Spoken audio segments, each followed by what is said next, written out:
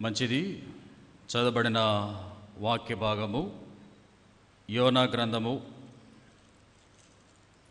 1వ అధ్యాయము 1 నుండి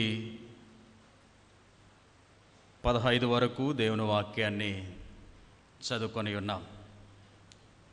యోనా అనే పేరునకు అర్థము గువ లేదా పావురము అని. గువ లేదా పావురము అని అర్థం. ఈ యోనా గ్రంథములో బైబిల్ అంతట్లో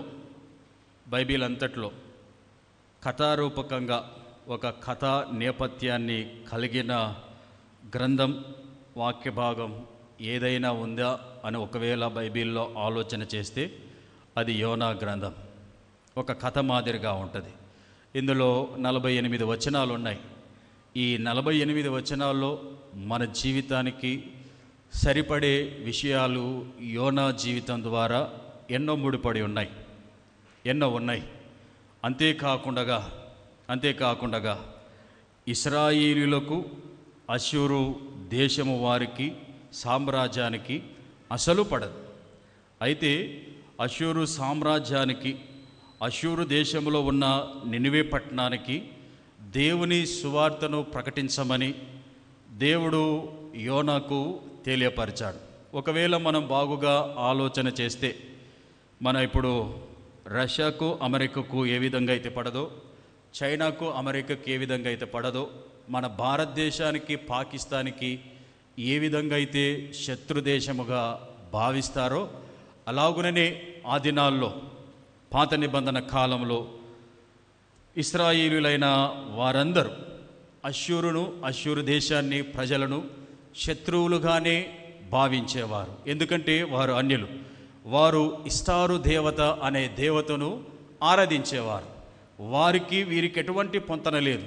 కానీ దేవుడు అంటాడు, ఎవరు కూడా నాశనం అవుట ఆయనకు ఇష్టం లేదు. దేవుడు తన దీర్ఘశాంతమును ఎందుకు మన ఎడల వారి ఎడల వహించిన వాడుగా ఉన్నాడనంటే, ప్రతి మోకాలు ఆయన నామం పేరిట మోకరిల్లాలి అని. అందును బట్టియే మనమెంత దుర్మార్గులమైనను సరే, దేవుడు మనల్ని తన దీర్ఘాయువుతో, దీర్ఘ మనసుతో మనల్ని చూచుచున్నవాడుగా ఉన్నాడు. ఏ దినమందైనా, ఏ పరిస్థితినందైనా తెలుసుకొని ఒకరోజు సంపూర్ణ మానవునిగా వారు తీర్చబడుదురు అనేది దేవుని యొక్క ఆశ. అంటే ఎవరు కూడా నశించుట, ఎవరు కూడా తప్పిపోవుట ఆయనకు ఇష్టం లేదు. అందును బట్టి ఇశ్రాయేలుకు శత్రువులైన వారు, అన్యులైన వారు నశించిపోకుండా ఉండాలని దేవుని ఆశ. ఇప్పుడు ఆ నినివే పట్టణము దాదాపు 3 రోజులంత ప్రయాణము చేయగలిగిన పట్టణం. ఆ నినివే పట్టణంలో దాదాపు 1,20,000 మంది నివసించుచున్నటువంటి జనాభా కలిగిన పట్టణం. ఆ దినాల్లో మంచి పేరు ప్రఖ్యాతులు కలిగిన ప్రదేశం. అయితే దేవుడు అటువంటి పట్టణానికి ఎవరు కూడా క్రైస్తవులు, ఎవరు కూడా దేవుని ఎరగని వారి మధ్యకు ఈయనను పంపుతా ఉన్నాడు. ఒకవేళ ఆ ఛాన్స్ ఎవరికి వచ్చినా కానీ కూడా వద్దనే అని అంటాం. ఎందుకంటే ఎన్నిసార్లు చెప్పినా కానీ కూడా వినని పరిస్థితి అది. ఇప్పుడు దేవుడు తెలియపరిచాడు, ఈయన వెళ్ళాలి. మనకందరికీ తెలుసు, ఈయన నినివేకు వెళ్ళమంటే తార్షీషుకు వెళ్ళాడు. ఆ తర్వాత సముద్రంలో వేయబడ్డాడు. ఆ తర్వాత చేప వచ్చింది, దేవుడు ఆజ్ఞాపిస్తే మింగింది. ఆ తర్వాత తాను ప్రాధేయపడితే పశ్చాత్తాపడ్డాడు. ఆ తర్వాత ఆయన బ్రతికి బట్ట కట్టాడని మనకు తెలుసు. ఇది సండే స్కూల్ కథ, మనకందరికి బాగా తెలుసు. అయితే ఈ యోనా గ్రంథంలో 4 అధ్యాయాల్లో 4 మాటలు ఉన్నాయి. 4 అధ్యాయాల్లో 4 మాటలు ఉన్నాయి. మొదటి అధ్యాయం చూస్తే పారిపోయిన యోనా, 2వ అధ్యాయం చూస్తే పశ్చాత్తాపడిన యోనా, 3వ అధ్యాయం చూస్తే పరిచర్య చేసిన యోనా, 4వ అధ్యాయం చూస్తే పోరాడిన యోనా. ఈ 4 అధ్యాయాల్లో పారిపోయిన, పశ్చాత్తాపడిన, పరిచర్య చేసిన, పోరాడిన యోనాని తెలియపరుస్తూ ఉంది. అయితే ఈ 1వ అధ్యాయంలో చాలా విషయాలు మన జీవితానికి నేర్పించే మాటలు యోనా జీవితమునందు ఉన్నాయని ప్రభు పేరిట సేవకునిగా మనవి చేస్తూ ఉంటున్నా. ఈ వాక్య భాగమునకు అంశ భాగము అవిధేయుడై విధేయుడైన యోనా. అవిధేయుడై విధేయుడైన యోనా ఎలా అని ఒకవేళ మనం ఆలోచన చేస్తే కింది వాక్య భాగాలు మనం ధ్యానించుకుంటూ పోతే మనకు ఈ వాక్య భాగం, ఈ అంశ భాగం అర్థమవుతుందని మనవి చేస్తూ ఉంటున్నా. అయితే ఈ మొదటి అధ్యాయంలో మొదటి వచనములో దేవుని మాట తెలియపరుస్తూ ఉంది. యెహోవాకు అమిత్తై కుమారుడైన యోనాకు ప్రత్యక్షమై ఇలాగూ సెలవిచ్చెను. యోనా దేవునితో మంచి సంబంధం కలిగినవాడు. మొదటి మాట, యోనా దేవునితో మంచి సంబంధం కలిగినవాడు.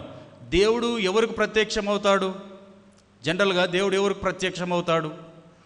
ఎవరైతే దేవునితో మంచి సంబంధం కలిగి ఉంటారో, ఎవరైతే దేవునితో అనునిత్యం మాట్లాడేవారుగా ఉంటారో, ఎవరైతే దేవుని వాక్యమును దీవారాత్రములు ధ్యానించుచున్న వారుగా ఉంటారో, వారిని కలల ద్వారా, వారిని దర్శనముల ద్వారా, వారిని స్వప్నముల ద్వారా దేవుడు దర్శించి తనకు తాను ప్రత్యక్షుడై వారికి కొన్ని విషయాలు తెలియపరిచేవాడుగా ఉంటాడు.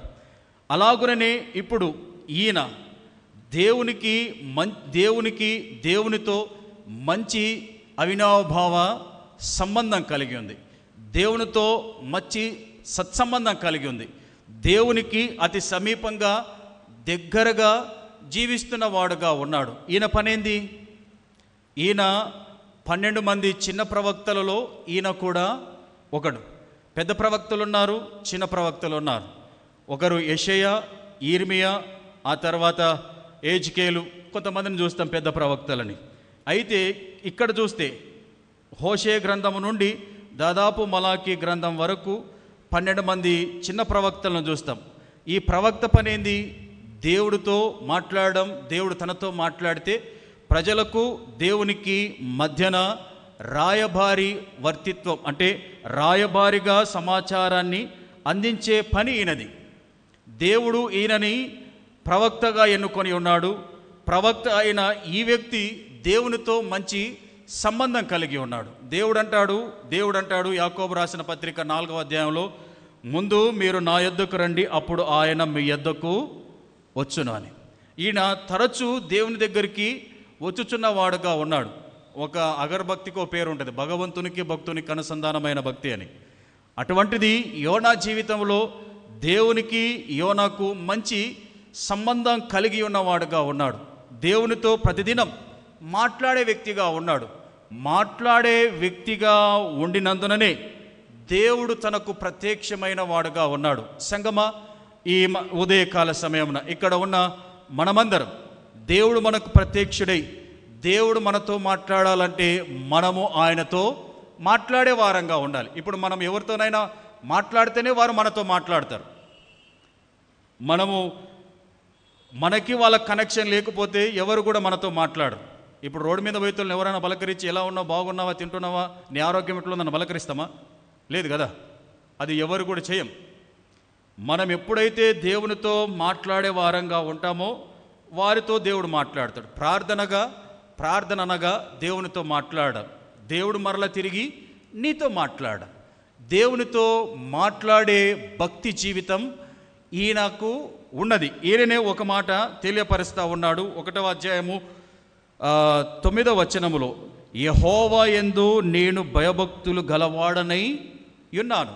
అంటే దేవునితో ఈయన మంచి సంబంధం కలిగిన వాడుగా ఉన్నాడు. అంటే దేవుడు ఈయనతో మాట్లాడడానికి. తర్వాత యోనా 2వ వచనములోనే మొదటిగా ఆయన మంచి సంబంధం కలిగిన వాడుగా ఉన్నాడు. రెండవది దేవుని ఎడల బహు నమ్మకస్తుడైన వాడుగా ఉన్నాడు. దేవుని ఎడల యోనా నమ్మకస్తుడైన వాడుగా ఉన్నాడు. ఎలాగూ అనంటే 2వ వచనములో తెలియపరుస్తూ ఉన్నాడు, నినివే పట్టణస్థుల దోషము నా దృష్టికి ఘోరమాయను గనుక నీవు లేచి నినివే మహాపట్టణమునకు పోయి దానికి దుర్గతి కలుగునని ప్రకటింపుమని దేవుడు తెలియపరిచాడు. ఇప్పుడు అనుకుందాం, జనరల్గా ఎవరినైతే మనం బాగా నమ్ముతామో వారికి కొన్ని పర్సనల్ విషయాలు షేర్ చేసుకునే వారంగా ఉంటాం. అంతేనా? అంతే.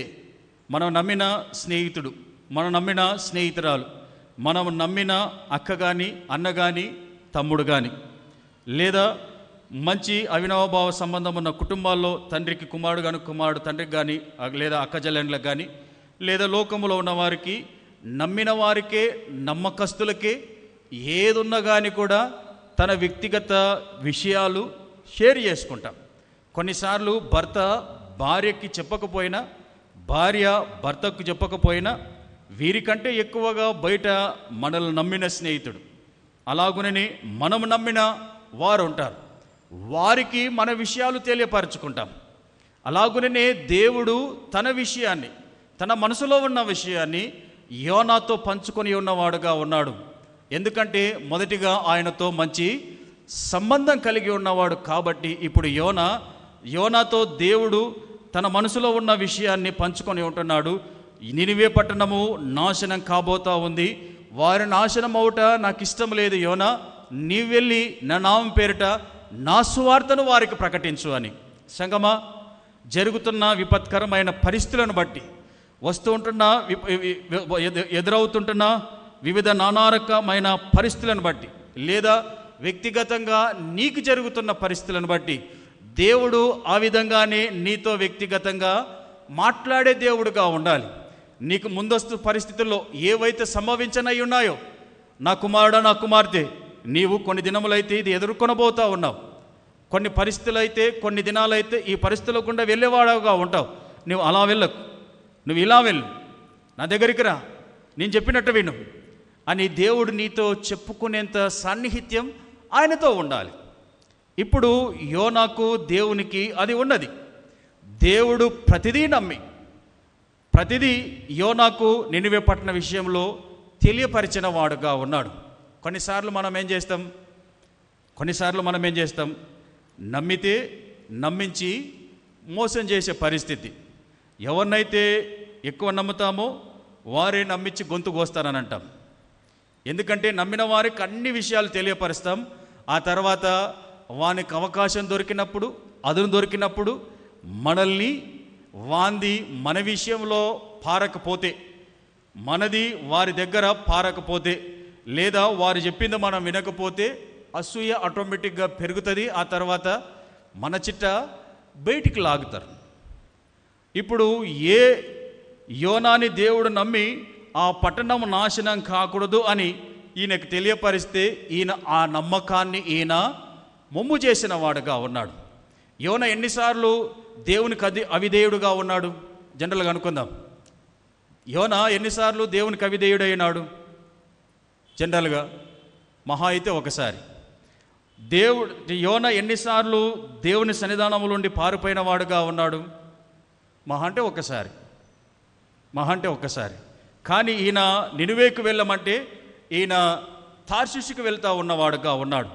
ఈయన ఏ ప్రదేశమునందైతే నినివే పట్టణమందు ఓడరేవు, ఈ నినివే పట్టణానికి మధ్యధర మహాసముద్రము దగ్గరగా ఆనుకొని ఉన్నదిగా ఉన్నదంట.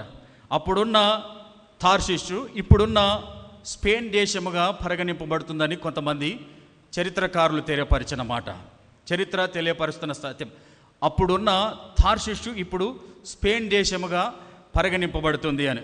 స్పెయిన్ దేశంలో ఒక చోట ఉండవచ్చును మేబీ. అయితే ఈయన మధ్యధర సముద్రం నుండి, ఈ నినివే పట్టణము నుండి అక్కడికి వెళ్ళాలంటే దాదాపు 9 రోజుల ప్రయాణం, పడవ ప్రయాణం. ఈయన కొద్ది రోజులు ముందుకు ప్రయాణించిన తర్వాత గాలి తుఫాను ఎదురైనది. అప్పుడు జరిగిన పరిస్థితిని మనం బాగా జ్ఞాపకం చేసుకోవాలి. ఏ దేవునికైతే మనం నమ్మకంగా ఉన్నాడో, ఏ దేవుడైతే మనల్ని నమ్మి అన్నీ మనకు తెలిసి చేస్తూ ఉన్నాడో, ఆ దేవునికి నమ్మకంగా లేక మనకు నచ్చినట్టుగా ఆశీర్వదింపబడిన తర్వాత దేవునికి దూరంగా నడుచువారుగా ఉంటే, యోనా జీవితంలో ఎదుర్కొన్న విపత్కరమైన ఇబ్బందులే మనం ఎదుర్కొంటాం. ఈ మాట బాగా జ్ఞాపకం చేసుకోవాలి. గడ్డకు ఉన్నప్పుడు ఒక మాట, గడ్డ దాటిన తర్వాత ఒక మాట మాట్లాడే నైజం మనకుంటుంది. కానీ యోనా తన జీవితంలో తాను దేవుణ్ణి విడిచి పారిపోతున్న వాడుగా ఉన్నాడు. దేవుని ప్రజలకు సువార్త అందించమంటే అది నాకు కాదులే అన్నట్టుగా పోతా ఉన్నాడు. అయితే ఇప్పుడు అలా దేవునికి దూరంగా నివసించాలని, దేవునికి దూరంగా నడవాలని, దేవునికి దూరంగా జీవించాలని ఒకవేళ నీ ఆలోచన అయితే, నాకు తెలివి ఉంది, జ్ఞానం ఉంది, అందం ఉంది, ధనం ఉంది, నాకు ఆస్తిపాస్తులు ఉన్నాయి, అన్నీ ఉన్నాయి, నన్ను ఎవరు చేయలేరు అనుకుంటే, కానీ ఏదో ఒకరోజు యోనా జీవితంలో ఎదురుకరమైన, నాశనకరమైన, మరణకరమైన, విపత్కరమైన పరిస్థితులు నీకు కూడా సంభవిస్తాయి. కాబట్టి దేవుడు నడవమన్న జాబితాలో, నిన్ను నమ్మిన దేవుని జాబితాలో, నిన్ను గొప్ప ఏలికగా చేయాలనుకున్న దేవుని పైన, ఆ దేవుని మార్గంలో, సన్మార్గంలో నువ్వు నడిస్తే దేవుడిని రాబోయే దినాల్లో ఆశీర్వదించే దేవుడుగా ఉంటాడు. అందుకని దావీదు ఒకచోట అంటాడు, నా పాదము త్రుటిల్లకుండా నీవు నన్ను సరి అయిన మార్గములో నడిపించు ప్రభువా.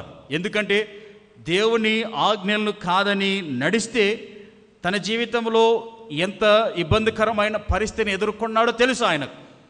తాను భార్యలను కోల్పోయినాడు, పిల్లల్ని కోల్పోయినాడు, రాజ్యాన్ని కోల్పోయినాడు, ఆ తర్వాత పేరును కోల్పోయిన వారుగా ఉన్నారు. ఎవరైతే తనను నమ్మినారో, ఎవరైతే ఈ వ్యక్తులు నాకు సరి అయిన వారు అనుకున్నారో ఆ వ్యక్తులే తనను రాళ్లతో కొట్టి పంపించేంతగా జనం తిరగబడ్డారు, దేవుని కాదని ఒక విషయంలో తప్పుదోవలు నడిచినప్పుడు. కాబట్టి సంగమా, ఇక్కడున్న యోనా కూడా నమ్మిన దేవుడు నమ్మకాన్ని వమ్ము చేసి ఆయన తార్షిషునకు వెళుతూ ఉంటే దేవుడు ఆయనకు జరిగించిన విపత్తు ఇది. కాబట్టి సంగమా, ఇక్కడ ఉన్న నీవు నేను దేవునికి దూరమై సొంతంగా, సొంత ఆలోచనలతో, సొంత నిర్ణయాలతో, సొంత తలంపులతో నీవు గట్టెక్కాలనుకుంటే అంత ఈజీ కాదు. ఇక్కడ మొదటిగా ఆయన దేవునితో అనుసంధానం కలిగి ఉన్నాడు. ఆ తర్వాత దేవునికి నమ్మకస్తుడైన వ్యక్తిగా ఈయన ఉన్నాడు.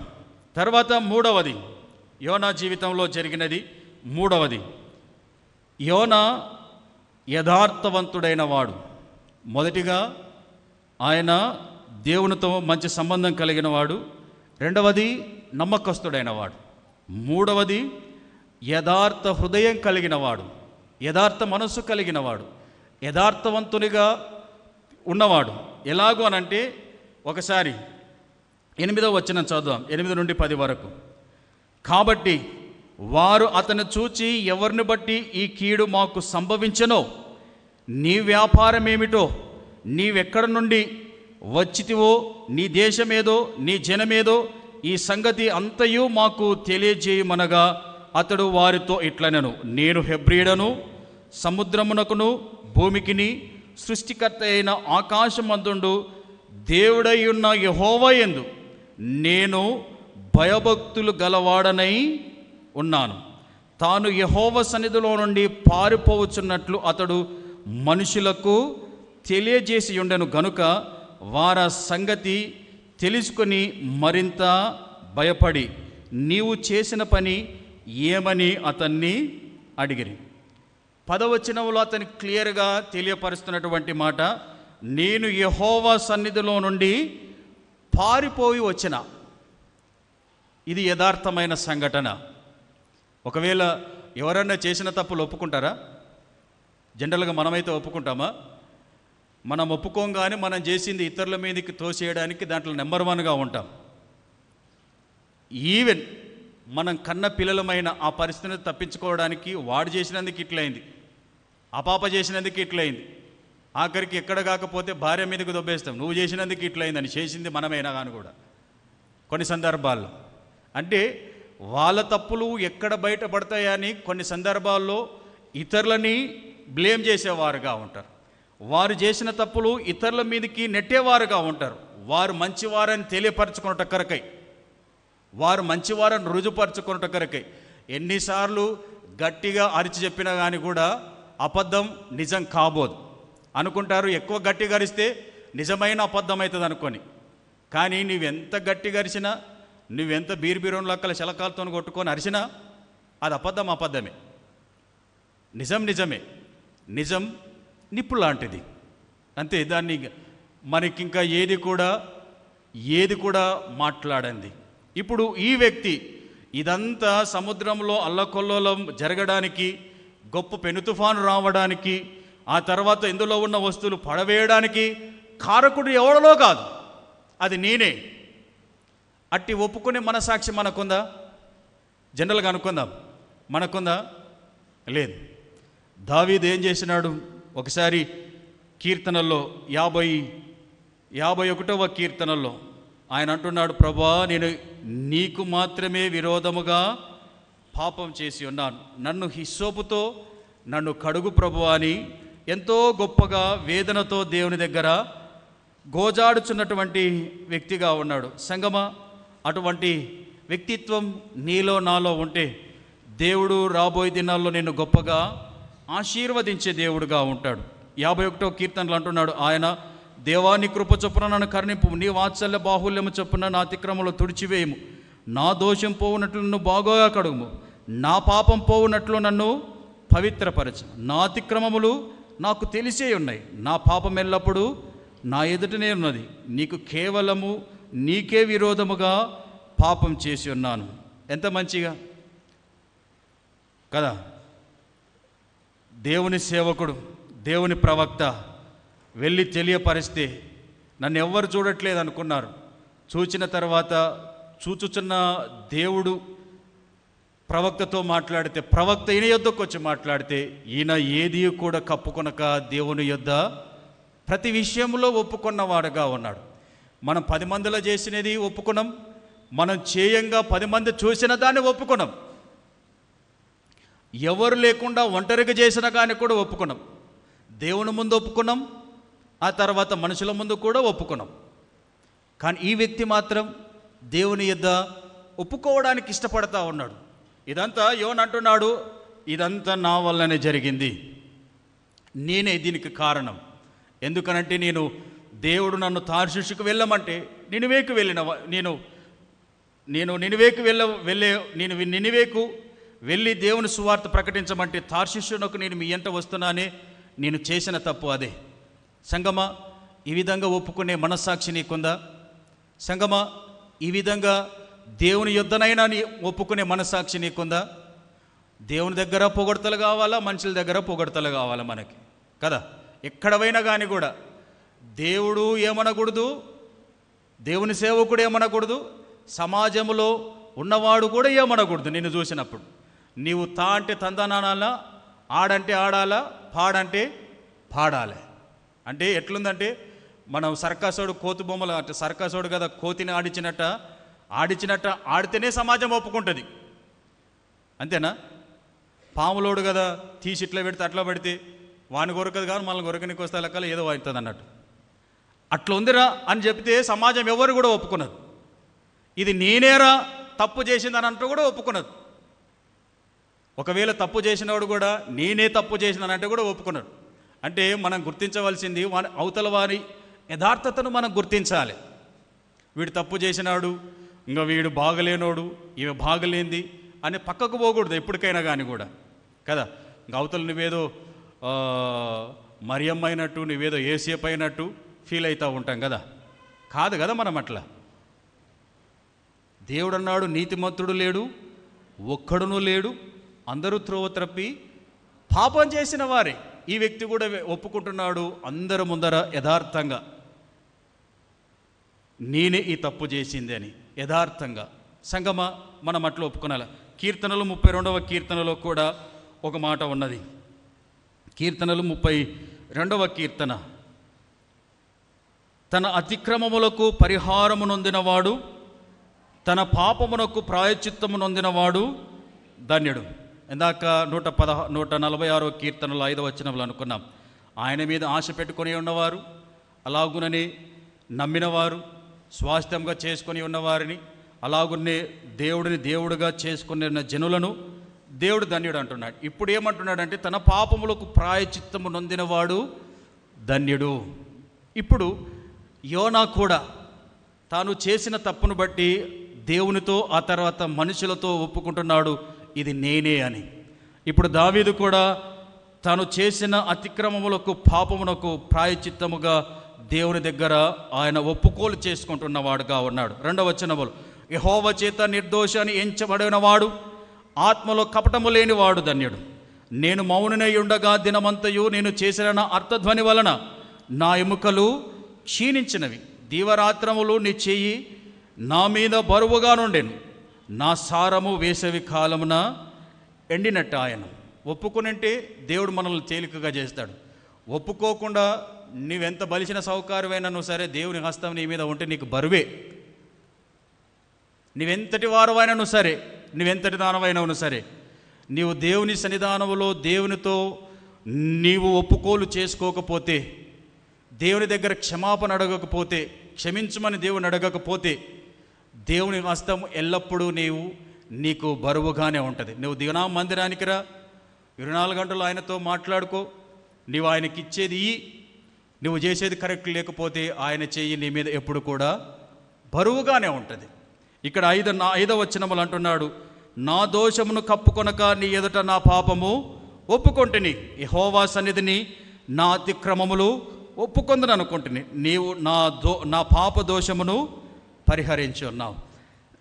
ఒప్పుకొనినందున ఇప్పుడు దేవుడు తన పాప దోషమును పరిహరించుచున్న దేవుడుగా ఉన్నాడు. ఇక్కడ యోనా కూడా ఒప్పుకుంటున్నాడు, ఇది నేనే అని. తర్వాతకి దేవుడు చేసిన అద్భుత కార్యం. కీర్తనలు 130వ కీర్తనలో కూడా ఒక మాట అంటున్నాడు. కీర్తనలు 130వ కీర్తన, యెహోవా అగాధ స్థలములో నుండి నేను నీకు మొరపెట్టుచున్నాను. ప్రభువా నా ప్రార్థన ఆలకింపుము, నీ చెవియొగ్గి నా అర్థధ్వని వినుము.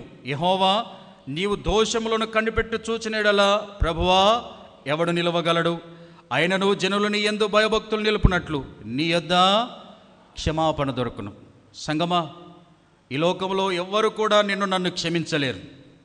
క్షమించగలిగిన వారు ఒకే ఒక్కరు, నీవు నేను నమ్మిన దేవుడు, మన కొరకు కలవరి శిలువలో ప్రాణం పెట్టిన దేవుడు. భక్తుడు క్లియర్గా మాట్లాడుతూ ఉన్నాడు, ప్రభువా నీ యొద్ద ఎవడు కూడా నిలవలేడు. నువ్వు క్షమిస్తే మేమందరం బ్రతికి బట్టగట్టగలం. మమ్మల్ని జ్ఞాపకం చేసుకో తండ్రి అని దేవుని దగ్గర ప్రాధేయపడతా ఉన్నారు. భక్తులు చూపిన మార్గములో, భక్తులు వెళ్ళిన వాటిలో మనం దేవుని దగ్గరికి వెళ్ళి క్షమాపణ కోరితే దేవుడు మనల్ని క్షమించేవాడుగా ఉంటాడు. ఈయన మొదటిగా సంబంధం కలిగిన వాడు, రెండవది నమ్మకమైన వాడు, మూడవది యథార్థవంతుడు. తప్పు చేసిన కానీ కూడా యథార్థంగా ఒప్పుకొని ఉన్న గొప్ప మనస్సాక్షి కలిగిన వాడు. దాటివేయాలని చూడలేదు ఆయన. కొన్నిసార్లు ఏం చేస్తామంటే, పరిస్థితులు చేతులు కాలేంత వరకు తెచ్చుకున్న తర్వాత అది నేనే ఒప్పుకుంటాం లాస్ట్కి. కానీ ఇక్కడున్న ఈ వ్యక్తి చీట్లు వేసినప్పుడు ఆయనని, చీట్లు కొంతమంది మీద పండగాని కూడా నేను అనే వ్యక్తులు కూడా ఉన్నారు. ఎందుకంటే దాన్ని తప్పును ఒప్పును చేసుకోవడానికి తనకు సహకరించేటోళ్ళను కూడా అడ్డుపుట తెచ్చుకుంటారు అబద్ధ సాక్ష్యం చెప్పడానికి. కానీ ఈయన అనలే, ఈయన నేనే అన్నాడు. ఆఖరికి ప్రజల ముందు కూడా నేనే అన్నాడు, దేవునితో కూడా నేనే అనుకున్నాడు. కాబట్టి నెక్స్ట్ ఆయన చేసిన పని మూడవది, ఈ పరిస్థితిలో కూడా ఏ పరిచర్య దేవుడు ఆయనను చేయమన్నాడో ఆ పరిచర్య ఆయన ద్వారా జరిగిన సంఘటనను బట్టి ఇప్పుడు యోనా పరిచర్య చేస్తూ ఉన్నాడు. యోనా ఏడ పరిచర్య చేసినాడు? జనరల్ అనుకుందాం, యోనా ఎక్కడ పరిచర్య చేసినాడు? నినివేలనా లేదా ఇంకొక చోట ఎక్కడైనా? సముద్రం మీదనే ఆయన పరిచర్య ప్రారంభించినాడు. ఒకవేళ బాగా ఆలోచన చేస్తే ఒకసారి కింది విషయాలు మనము చదువుకుంటూ ముందు కొనసాగుదాం. ఆయన పరిచర్యను కొనసాగించిన వాడుగా ఉన్నాడు. ఎలాగునంటే కింద 11వ వచనం నుండి చదువుదాం. అప్పుడు వారు సముద్రము పొంగుచున్నది, తుఫాను అధికమవుచున్నది, సముద్రం మా మీదకి రాకుండా నిమ్మలించినట్లు మేము నీకేమి చేయవలనని అతను అడుగగా, యోనా నన్ను బట్టియే ఈ గొప్ప తుఫాను మీ మీదికి వచ్చునని నాకు తెలిసి ఉన్నది. నన్ను ఎత్తి సముద్రంలో పడవేయము, అప్పుడు సముద్రం మీ మీదికి రాకుండా నిమ్మలించునని అతడు వారితో చెప్పాను. వారు ఓడను దరికి తెచ్చుటకు తెడ్లను బహు బలముగా వేసిరి గాని గాలి తమకు ఎదురై తుఫాను బలము చేత సముద్రము పొంగియుండుట వలన వారు ప్రయత్నము వ్యర్థమాయను. కాబట్టి వారు, యెహోవా నీ చిత్త ప్రకారముగా నీవే దీన్ని చేస్తివి, ఈ మనుషుని బట్టి మమ్ములను లయము చేయకుందువు గాక, నిర్దోషిని చంపితరన్న నేరము మా మీద మోపకుందువు గాక అని యెహోవాకు మనవి చేసిరి. ఇది ఎలా తెలుసు వాళ్ళకి? జనరల్గా అనుకుందాం, ఎలా తెలుసు? అప్పుడు వరకు సముద్రంలో అల్లకొల్లలము సృష్టింపబడితే 4వ వచనములో ఒక మాట ఉంది, 5వ వచనములో, కాబట్టి నావికులు భయపడి ప్రతివాడు తన తన దేవతను ప్రార్థించిరి. 5వ వచనములో తమ తమ దేవతను ప్రార్థించిరి. ఇప్పుడు ఎవరు పేరట ప్రార్థిస్తున్నారు? యెహోవా పేరట ప్రార్థించిరి. ప్రభువా, నీ దైవ చిత్తానుసారముగా ఈ కార్యము జరిగించండి. ఆయన అన్నాడు, ఆయన చేసిన పరిచర్య ఏంటంటే 9వ వచనములో ఆయన వారితో తెలియపరిచినటువంటి మాట. అతడు వారితో ఇట్లన్నాడు, నేను హెబ్రీయుడను, సముద్రమునకును భూమికి సృష్టికర్త అయి ఆకాశమందుండు దేవుడైన యెహోవా యందు నేను భయభక్తులు గలవాడనై ఉన్నాను. ఈ మాట వారికి తెలియపరిచాడు. ఒక మాట అంటే, నీవు నమ్మిన దేవుడు నిజమైన వాడు. ఎట్లా నిజమైన వాడు అనంటే, ఆయన పడవలో ఉన్నంత వరకు సముద్రం అలల చేత, తుఫాను చేత కొట్టుమిట్టాడుతూ ఉంది. ఎప్పుడైతే ఈయన శరీరం అలలు తాకిందో వెంటనే సముద్రము నిమ్మలమయ్యింది. అప్పుడు గాలి తుఫాను రాకుండా అయ్యింది. అలలు వాళ్ళు ముంచివేయక ప్రాణభయంతో కొట్టుమిట్టాడుతున్న వీరికి ఇప్పుడు ప్రాణభయము తప్పింది.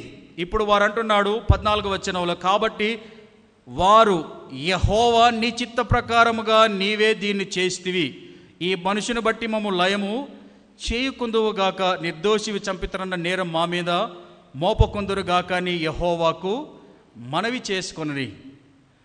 సంగమా, ఆయన యథార్థంగా ఒప్పుకున్నవాడుగా ఉన్నాడు. ఆయన అన్నాడు, ఇదంతా నా వల్లనే జరుగుతుందని తెలిసింది కాబట్టి ఆ సముద్రంలోనే పరిచర్య ప్రారంభించిన వాడుగా ఉన్నాడు.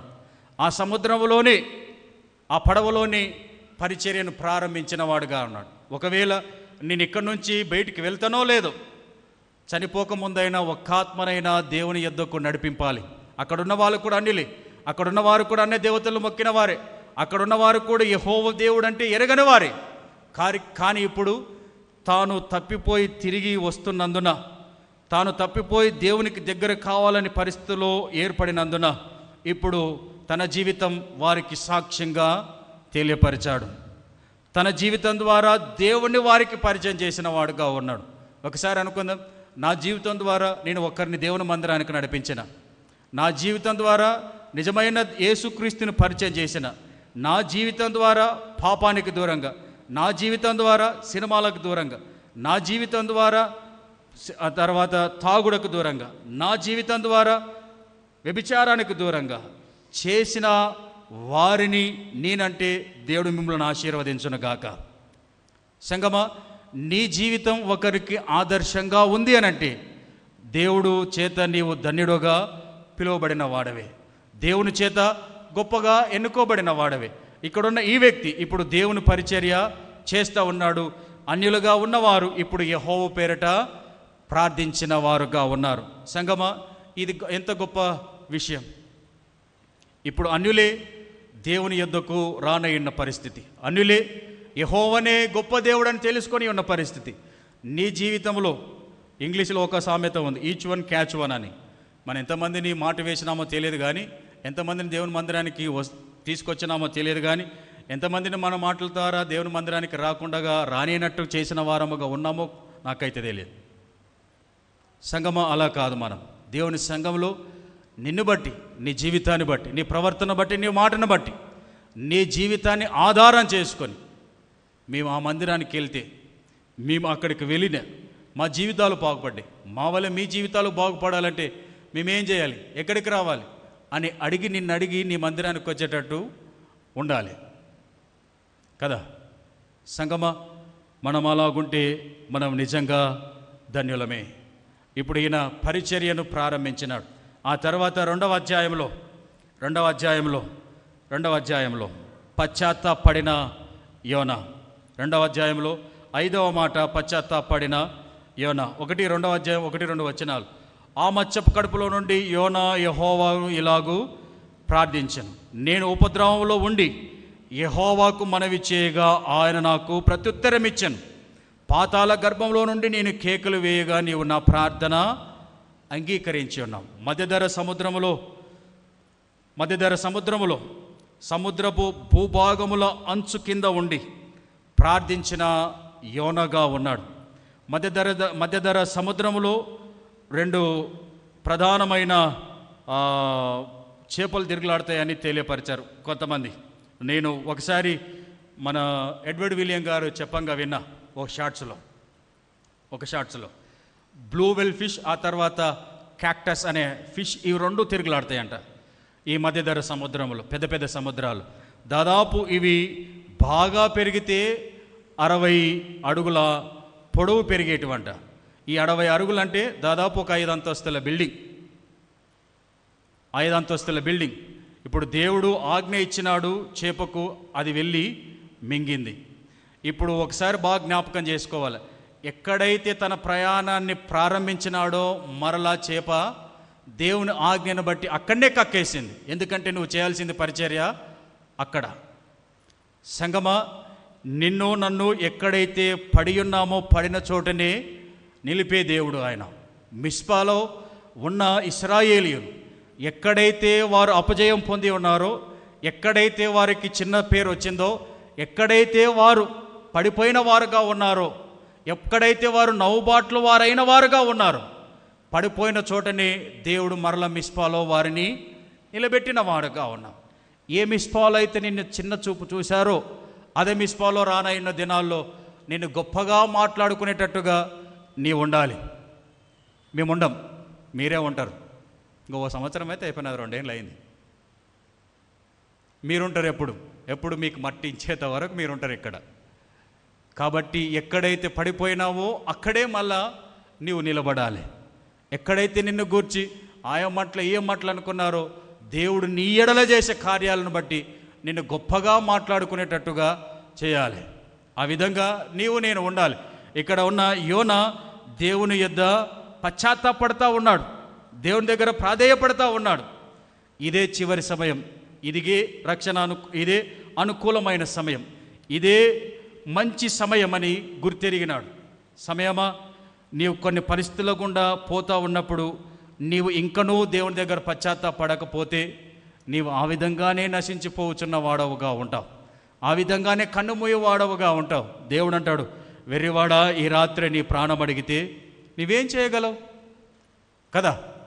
నువ్వు ఎంత సంపాదించుకున్నా అంతన్నాడు ఇంతన్నాడు అని అంటుకుంటూ పో. లాస్ట్కి దేవుని దగ్గర స్థానం లేకపోతే, పరలోకలో స్థానం లేకపోతే, పరిశుద్ధులలో నువ్వు లేకపోతే, జీవగ్రంథంలో నీ పేరు లేకపోతే నీకేం లాభం? వీడు ఎన్ని పదవుల్లో అనుభవించితే ఏం లాభం చెప్పు కదా? ఈ చర్చికి పాస్టర్గా ఉండి నేనేం లాభం చెప్పు, అక్కడ ఆ మంచి కాడ లేకపోతే. సంగమా, ఇప్పుడు ఈయన పశ్చాత్తాపడతా ఉన్నాడు. మనం ఇళ్ళల్లో ఫ్యాన్ల కింద ఉన్నా అని కూడా పశ్చాత్తాపడం ప్రార్థన చేయడానికి. ఈయన చేప కడుపులో ఉండి సముద్రపు అంచులలో ఇంకా అయిపోయిందిరా నా జీవితం అనుకున్నప్పుడు, దేవా నీవే నా దిక్కు. లోక సామెత ఒకటి ఉంటుంది, ఎవరు దిక్కు లేకపోతే దేవుడే దిక్కు. కాబట్టి ఇప్పుడు దేవుని కాడకు వచ్చినాడు. ఒక పాట ఉంది, దిక్కు లేనివాడా నేనైతినాక. ఒక పాట ఉంది, ఎరిగి చెడిపోతిని. ప్రభు యేసు నా రక్షక పాట పాడు. ప్రభు యేసు నా రక్షక నిరతంబులే నిన్ను చూడ. ప్రభు యేసు నా రక్షక నొసగు కన్నులు నాకు నిరతంబులే నిన్ను చూడ.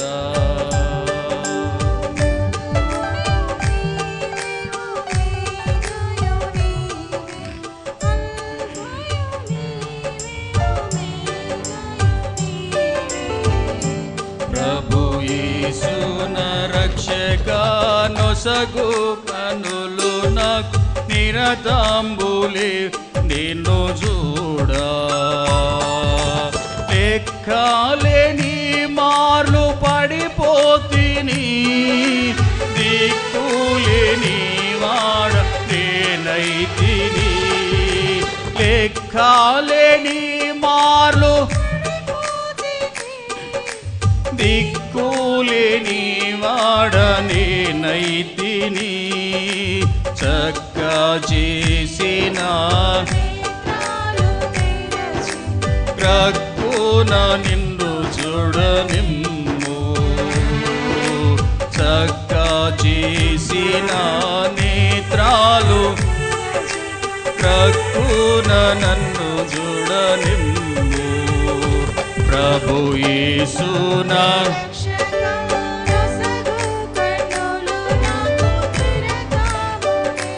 నిన్ను చూడా. ఎరిగి ఎరిగినే యేసుని గాయము రేపితిని. ఎరిగి ఎరిగి దిక్కులేని మోసపోతిని.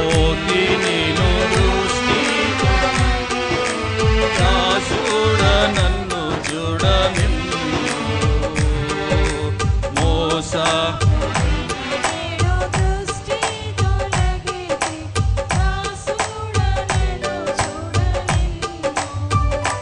ప్రభు యేసున రక్షక నొసగు నిరతంబులే నిన్ను చూడా.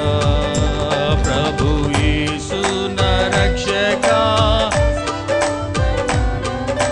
నిరతంబులే నీవు చూడా. సంగమా, యోనా తన జీవితంలో దేవునితో అనుసంధానంతో ఉన్న, అలాగున్నే దేవుని ప్రత్యక్షతను చూచువాడుగా ఉన్న, దేవునికి నమ్మకమైన వాడుగా ఉన్న, యథార్థవంతుడుగా ఉన్న, పరిచర్య చేయువాడుగా ఉన్నను సరే, ఆయన దేవుని యొద్ద పశ్చాత్తాపడిన వాడుగా ఉన్నాడు.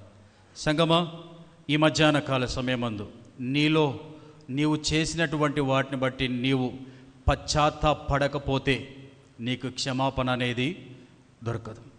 కాబట్టి సంగమా, నీవు దేవుని యొద్ద పశ్చాత్తాపడితే ఒక సంసోన్ను క్షమించినట్టుగా, ఒక దావీదును క్షమించినట్టుగా, ఆయన ఇతరులను క్షమించినట్టుగా నిన్ను నన్ను క్షమించే దేవుడుగా ఉన్నాడు. క్రొత్త నిబంధనలో కొంతమంది పాపం చేసి ఆయన యొద్దకు వస్తే, ఇక మీదట నీవు పాపము చేయకు, నీ పాపములు క్షమింపబడి ఉన్నాయి, నీవు లేచి నడువు అన్నాడు. కాబట్టి సంగమా, ఇక్కడున్న ఈ వ్యక్తిని కూడా దేవుడు క్షమించినాడు. పశ్చాత్తాపం పొందుకున్న తర్వాత ఆయనకు విడుదల దొరికింది. 6వది విడుదల దొరికింది. యోనాకు విడుదల. ఒకసారి 7వ వచనం నుండి చదువుకుందాం. కూపంలో నుండి కూపము నుండి నా ప్రాణము నాలో మూర్ఛిల్లగా నేను యెహోవాకు జ్ఞాపకము చేసుకొంటిని. నీ పరిశుద్ధాలయములోనికి నీ యొద్దకు నా మనవి వచ్చెను. ఆ సత్యమైన వ్యర్థ దేవతల యందు లక్ష్యముంచు వారు తమ కృపాధారమును విసర్జింతురు. కృతజ్ఞతాస్తులు చెల్లించి నేను నీకు బలులు అర్పింతును. నేను మ్రొక్కుకొనిన మ్రొక్కుబళ్లను చెల్లింపక మానను. యెహోవా యొద్దనే రక్షణ దొరుకును అని ప్రార్థించెను. అంతలో యెహోవా మత్స్యమునకు ఆజ్ఞయగా అది యోనాను నేల మీద క్రక్కివేశను. వాస్తవానికి చేప కడుపులో యోన ఏం కావాలి? అరిగి కరిగి కావాలి. ఇప్పుడు రాత్రి మనం ఏదైనా తిన్నది అరగకపోతే ఏమవుతుంది? ఉదయం బ్రష్ చేసేటప్పుడు అది కడుపులో నుంచి బయటకు వస్తేనే తృప్తి అవుతుంది. కానీ 3 రోజులు ఈయన తేంపులు వచ్చినాయి. మరి ఆయన అంటే అప్పుడు ఇంకా దానికి ఏం దొరకవులే, కానీ జలసిలు దొరికి లేకుంటుంది, యూనో దొరికి లేకుంటుంది కదా, మన జీరో దొరికి లేకుంటుంది, జీరో సోడా దొరికి లేకుంటుంది. కానీ ఏది కూడా అరగకుండా కరగకుండా దేవుడు చేసినాడు. కారణం 3 రోజులు యోన చేప కడుపులో ఉండడానికి కారణం తన పశ్చాత్తాప హృదయం ఆయనను కాపాడింది. తన యథార్థ హృదయం తనను కాపాడింది. తన పరిచర్య జీవితం తనను కాపాడింది, తన నమ్మకత్వం తనను కాపాడింది, తన అనుసంధానమైన జీవితం తనను కాపాడింది. ఒకవేళ అదిగాన నమిలింటే గాన మనోడికి ఎక్కడ కూడా కాదు. ఒక 2 నెలల కిందట ఒక దేశంలో ఒక డాల్ఫిన్ ప్రతిరోజు ఎక్కి దిగుతూ ఉంటే అది అందరూ చూసి సంతోషించేవాళ్ళు. ఏమైంది, ఆఖరికి పండ్ల మధ్యన కొరికేసరికి ఆమె చచ్చిపోయింది. ప్రపంచమంతా అరే పెంపుడు జంతువులు కూడా ఈ విధంగానే ఉంటాయి అన్న కాడికి వచ్చింది. కానీ ఇది దేవుని పేరట ఒకసారి నీవు మాట వినకపోయినా దేవుడు మాట వినేటట్టుగా జంతువులను చేస్తాడు. దేవుని పరిచర్యలో ఒకసారి గాడిద మాట వినింది, నువ్వు మాట వినకపోతే నువ్వు మాట వినకపోతే గాడిదతోనైనా ఇతను మాట్లాడిస్తాడు. దేవుని పరిచర్య చేయడానికి కాకిని కూడా ఉపయోగించుకున్నాడు దేవుని పని చేయడానికి. ఒకసారి యేసుక్రీస్తు అంటాడు, ఇక్కడ చేప ద్వారా దేవుడు అద్భుత కార్యం చేస్తాడు. మీరు ఊరుకుంటున్నట్లయితే చెప్పాలి, మీరు ఊరుకున్నట్లయితే ఈ రాళ్ళే రొట్టెలుగా మారుతాయి, ఈ రాళ్ళే నాకు సాక్ష్యం చెప్తాయి, ఈ రాళ్ళే నన్ను స్తుతిస్తాయి, ఏమనుకుంటున్నారు నా గురించి అంటాడు దేవుడు. సంగమా, దేవుడు ఆజ్ఞాపిస్తే మత్స్యము మింగింది. ఆ తర్వాత తన జీవితానికి విడుదల దొరికింది. నీ జీవితానికి కూడా విడుదల కావాలి, నీ పాప జీవితానికి విడుదల కావాలి, నీ ఆర్థికపరమైన ఇబ్బందులకు విడుదల కావాలి, నీ కుటుంబ విషయాలకు విడుదల కావాలి, భార్యాభర్తల తల్లిదండ్రుల మధ్యలో ఉన్న విషయాలకు విడుదల కావాలి, నీకున్న దీర్ఘకాలిక రోగాలకు విడుదల కావాలి. నీవు మోస్తుంటున్నటువంటి భారములన్నింటిలో నుండి దేవుడు నిన్ను విడిపించేవాడుగా ఉండాలి. ఇక్కడ యోనాకు విడుదల దొరికింది. ఎక్కడైతే ఏ ప్రాంతము నుంచి అయితే ఏ మధ్యధర సముద్రంలో ప్రారంభంలో ఓడ ఎక్కినాడో మరలా అక్కడే చేప తెచ్చి పడేసింది. ఆ తర్వాత ఆయన చేసిన పని 7వది చివరిగా తెలియపరచుకొని ముగించుకుందాం. ఆయన పరిచర్య చేసినాడు. 7వది పరిచర్య 3వ అధ్యాయం 1-2 వచనం. అంతటా యెహోవాకు 2వ మారు యోనాకు ప్రత్యక్షమై సెలవిచ్చినదేమనగా, నీవు లేచి నినివే మహాపురమునకు నీవు పోయి నేను నీకు తెలియజేయు సమాచారము దానికి ప్రకటన చేయము. ఇప్పుడు 3వ వచనములో, కాబట్టి యోనా లేచి యెహోవా సెలవిచ్చిన ఆజ్ఞ ప్రకారం నినివే పట్టణమునకు పోయి నినివే పట్టణమును దేవుని దృష్టికి గొప్పదైన 3 దినముల ప్రయాణమంత పరిమాణం గల పట్టణము ఇది. ఇప్పుడు చివరిగా ఇందాక చెప్పిన మాటలు కాదు, 7వది ఆయన విధేయుడైనాడు. అప్పుడు అవిధేయుడుగా ఉన్నాడు, ఇప్పుడు విధేయుడైనాడు. విధేయుడైన తర్వాత అప్పుడు పారిపోతే దేవుడు మరల పట్టుకొచ్చి అదే ప్రాంతానికి దేవుడు మరల ప్రత్యక్షమై 2వసారి ఆయనతో మాట్లాడితే దేవుని మహాకృప ద్వారా ఆ 1,20,000 మంది దేవుణ్ణి ప్రార్థించిన వారుగా ఉన్నారు. 1,20,000 మంది నాశనం కాకుండా దేవునికి దగ్గరైన వారుగా ఉన్నారు. వారు అన్యులే, అష్టారోతు దేవతను ఆరాధించేవారే ఇక్కడున్న దేశం వారు, ఇక్కడున్న నినివే పట్టణస్తులు. కానీ ఎప్పుడైతే యోనా దేవుని ప్రత్యక్షతను విడుదల పొందుకొని ఉన్న తర్వాత చావైనా బ్రతుకైనా పర్లేదు, వాడు అన్యుడైనా పర్లేదు, ఉగ్రవాదైనా పర్లేదు, క్రీస్తు విరోధైనా పర్లేదు, దేవుడు చెప్పాడు ఇప్పుడు నేను వెళ్ళాలి, దేవుని సువార్త ప్రకటించాలనుకున్నాడు, వెళ్ళాడు, ప్రకటించినాడు. ఆ తర్వాత దేవుని మాటకు ఆయన విధేయత చూపి ప్రకటించేసరికి అప్పుడు మనవడు పడవలో పోయినాడు, ఇప్పుడేమో కాలినడకన మీద 3 రోజులు. ఈ దినాల్లో బస్టాండ్కి వెళ్ళి నడుచుకుంటూ రావాలంటేనే కష్టమవుతుంది కదా. కానీ 3 రోజులు నడుస్తూ సువార్త ప్రకటించినాడు. అప్పుడు జరిగిన గొప్ప పెను మార్పు, అటు మార్పు మన సంఘములో, అట్టి మార్పు మన జీవితంలో కూడా వస్తే మంచిది. యేసుక్రీస్తు అన్నాడు, ఇదిగో నేను త్వరగా వచ్చుచున్నానని. ఎప్పటి నుండో వింటున్నామన్నమాట. వచ్చింటే కూడా బాగానే ఉండే, ఏదైనా జరిగింటే కూడా బాగానే ఉండే, ఇక్కడ నెరవేర్చింటే కూడా బాగానే ఉండే. లేదంటే పైన ఎప్పుడైనా ఊరు వచ్చింటే నీ ఇల్లు ఈడ మందిరము కొంచెం పరిచిట్టు కూడా బాగున్నాయేమో, నీకు కొంచెం భయం కలుగుతున్నాయేమో ఆయన వద్దకు రావడానికి. ఈయన చేసింది ఏది కూడా లేదు. కానీ ఒకటే మాట 4వ వచనములో, యోనా పట్టణములో 1 దిన ప్రయాణం అంతయు దూరమంతయు సంచరించు, ఇక 40 దినములకు నినివే పట్టణము నాశనమగునని ప్రకటన చేయగా, నినివే పట్టణం వారు దేవుని యందు విశ్వాసం ఉంచి ఉపవాస దినము చాటించి గనులేమి అల్పులేమి అందరూ గోనపట్ట కట్టుకొనిరి. ఈ పని మనం చేయగలమా? ఎంత చెప్పినా కానీ కూడా గట్టిగా చెప్తే తిరిగి మళ్ళీ ఉల్టా నాకే చెప్తారు. మళ్ళీ మీరు సారి గట్టిగా చెప్పే, ఇట్లా చెప్పకూడదు, అట్లా చెప్పితే బాగుండని కదా. ఈడ యోనా నువ్వు రాజు అయితే, మంత్రి అయితే, ఎమ్మెల్యే అయితే, ఎంపీ అయితే ఏంది, చైర్మన్ అయితే ఇంకెవరైతే ఏంది, చెప్పమన్నది చెప్పాలి, అంతే అంతే కదా. చెప్పాడు. ఆ తర్వాత వాళ్ళు చేసిన పని మొత్తం నినివే పట్టణమే 1,20,000 మంది ఏం చేసినారు? అందరూ మోకరించినారు.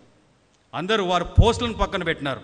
6వ వచనములో ఆ సంగతి నినివే రాజునకు వినబడినప్పుడు అతడు తన సింహాసనం మీద నుండి దిగి తన రాజవస్త్రములు తీసివేసి గోనెపట్టగట్టుకొని బూర్దులో కూర్చుండెను.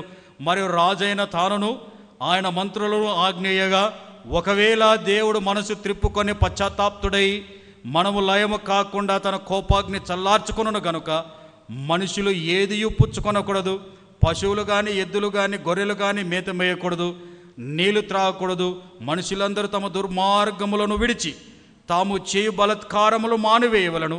మనుషులేమి పశువులేమి సమస్తమును గోనపట్ట కట్టుకొనవల్లని జనులు మనపూర్వకముగా దేవుని వేడుకొనవల్లని దూతలు నినివే పట్టణములో చాటించి ప్రకటన చేసిరి. నినివే పట్టణస్థులందరూ తమ చెడు నడతలు మానుకొనగా దేవుడు పశ్చాత్తాప్తుడై వారికి చేదననుకున్న కీడు చేయక మానునని దేవుని వాక్యం ఉన్నది. సంగమా, నీవు నేను ఈ విధంగా ఉంటే దేవుని అద్భుతాలు ఇప్పుడే చూస్తాం. నిజంగా వారి వలె మన లెక్కల పుట్టిన 84 సంవత్సరాల క్రైస్తవులు కాదు వాళ్ళు. ఈ మాట బాగా జ్ఞాపకం చేసుకోవాలి. 84 సంవత్సరాల క్రైస్తవులు కాదు వాళ్ళు. వారికప్పుడే దేవుని వార్త వినండి, అప్పుడే వారు తమ చెడు నడతలు మానుకున్నారు. కానీ మనం టేక్ ఇట్ ఈజీకి తీసుకుంటున్నాం, ఏదేదో చేస్తూ ఉన్నాం, తర్వాతకు చూసుకుందాం. దేవుడు అంటాడు, దేవుడు రాకడ దేవుడు పిలిస్తే ఎట్లుంటుందంటే ఎవరికి తెలియదు, ఆయన ఎవరికి కూడా చెప్పిరాదు. అదేదో దేవుని మనోగతాన్ని తెలిసినట్టు నీవే రేపు చూసుకుందాంలే, రేపు మాట్లాడుకుందాంలే, రేపేమైనా చేసుకుందాంలే అని అనుకుంటే కాదాడ. ఇప్పుడే పిలిస్తే కూడా నువ్వు వెళ్ళడానికి సిద్ధంగా ఉండాలి. ఇక్కడ ఉన్నవారు వారు పోస్టులన్నీ పక్కన పెట్టి దేవుని పాదముల చెంత మోకరిల్లిన వారు. కటిక ఉపవాసం, ఇటు కటిక ఉపవాసం ఎవరు కూడా చేయలే. మన ఇంట్లో మన పిల్లలైనా వారికి ఏదైనా ఇచ్చి పెడతాం, కానీ నోరు లేని మూగ జీవాలను కూడా ఉపవాసం వచ్చినాడు. ఎవరైనా ఉంచుతారా? ఒక పూట తేకపోతే ఏం చేస్తాయి, ఒక పూట నీళ్ళు తాగకపోతే ఏం చేస్తాయి, తాళ్ళు తెంపుకోనైనా ఎక్కడైనా ఉరుకుతాయి.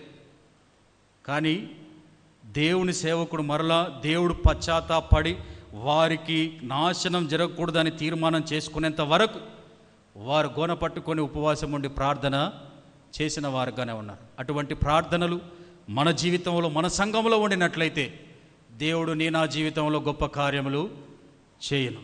సంగమా, దేవుడి మాటలు దీవించి ఆశీర్వదించునుగాక. మనము యోనావలే దేవునితో అనుసంధానం కలిగి, మనం యోనావలే దేవునికి నమ్మకంగా, యోనావలే యథార్థవంతంగా, యోనావలే పరిచర్య చేయవారంగా, యోనావలే పశ్చాత్తాపడు వారుగా, యోనావలే విడుదల పొందుకునే వారంగా, యోనావలే దేవుని పని చేయువారంగా ఉందాం. యోనావలే దేవునికి విధేయత చూపువారంగా ఉందాం. దేవుడి మాటలు దీవించి ఆశీర్వదించునుగాక. ప్రార్థన చేసుకుందాం.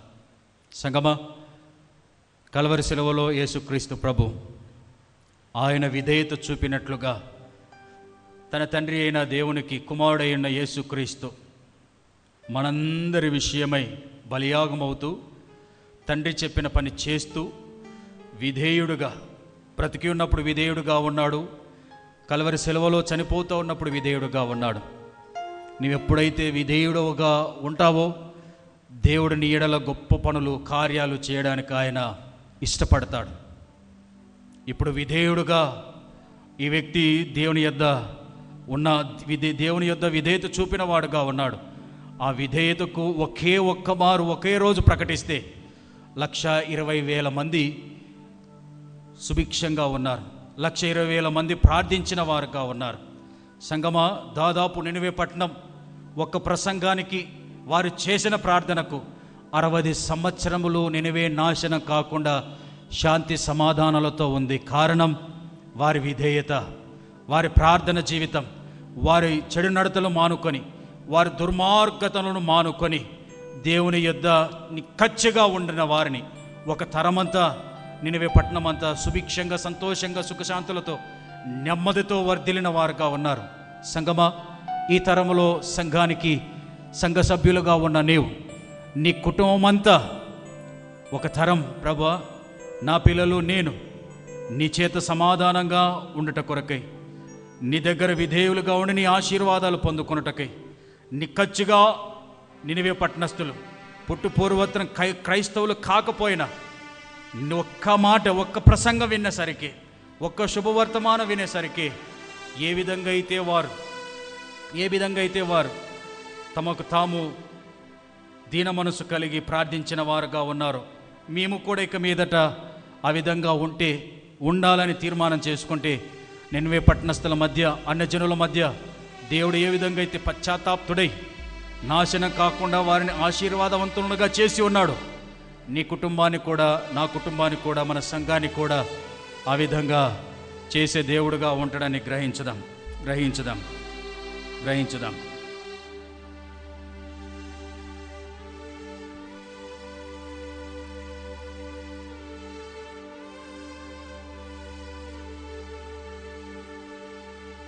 ఇదిగో దేవా నా జీవితం, ఆపాదమస్తకం నీకంకితం.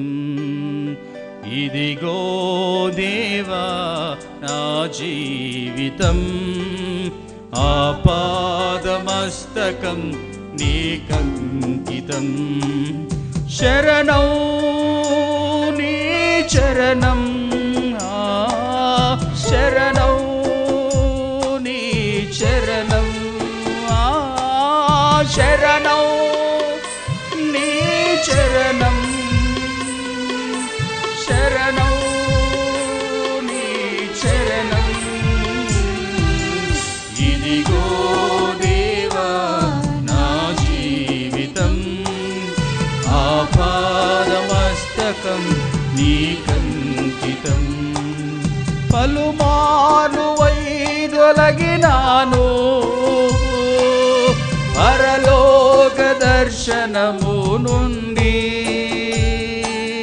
విలువైన నీ దివ్య పిలుపుకు నీ తగినట్లు జీవించనైతి. పలుమారు వైదొలగినాను నీ పరలోక దర్శనము నుండి, విలువైన నీ దివ్య పిలుపుకు నీ తగినట్లు జీవించనైతి. అయినా నీ ప్రేమతో నన్ను దరి చేర్చినావు,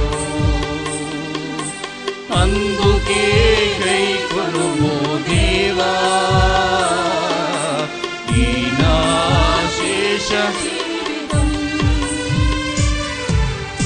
ఇదిగో దేవా నా జీవితం, ఆపాదమస్తకం నీకంకితం. ఇదిగో దేవా నా జీవితం, ఆపాదమస్తకం నీకంకితం. మహాగణుడవైన మా ప్రియ పరలోకపు తండ్రి, నీకు వందనాలు, స్తుతి, స్తోత్రాలు చెల్లించుకొని చట్టనాం. ఈ మధ్యాహ్న కాల సమయమందు నీ పాద సన్నిధానంకు వస్తుంటున్నాం ప్రభా. యోన తన జీవితాన్ని విధేయతగా నీకు సమర్పించినప్పుడు తన జీవితంలో అద్భుతాన్ని చూచేటట్టుగా చేసిన దేవా నీకు వందనాలు ప్రభా. మా జీవితంలో మేము పశ్చాత్తాపడి విడుదల పొందుకొని నీకు విధేయులుగా మా జీవితాన్ని సమర్పిస్తే ప్రభా, నీ యొద్ద గొప్ప మేలులు, అద్భుతాలు, ఆశ్చర్య కార్యాలు చూచేవారముగా మమ్మలను చేయమని వేడుకొనుచున్నాం. మీకు స్తోత్రం ప్రభా. నినివే అక్కడ ఉన్న యోనా జీవితంలో నుండి కొన్ని సత్యాలు మేము నేర్చుకొని ఉన్నాం ప్రభా. మేము విన్న వాటి ప్రకారంగా, నేర్చుకుని ఉన్న వాటి ప్రకారంగా నీ వాక్య ధ్యానములో ముందు కొనసాగుటకు సహాయం చేయండి. నీ వాక్య ప్రకారంగా జీవించుటకు, నీ వాక్య ప్రకారంగా నడుచుటకు తీర్మానించుకొని ముందు కొనసాగుటకు సహాయం చేయండి. ఎప్పుడైతే ప్రభువా మేము నీకు సమస్తమును సమర్పించుకొని నీ యొద్దకు వస్తామో మా ఎడల గొప్ప అద్భుతాలు చేస్తావని యోనా జీవితం ద్వారా తెలుసుకున్న విధానాన్ని బట్టి నీకు వందనాలు తెలియపరుస్తూ ఉంటున్నాం. సమస్తమును మీ చేతికి సమర్పించుకుంటూ మీ నామాన్ని హెచ్చిస్తూ యేసు నామమున అడుగుచున్నాము తండ్రి. ఆమెన్. ఆమెన్.